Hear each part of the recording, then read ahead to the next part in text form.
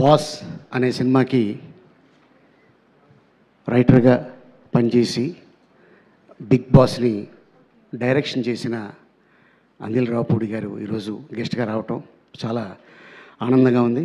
and అలాగే కానీ ఒంగోలు జిల్లాలో ఏదో ఉందండి పవర్, అది చెప్తారు కదా,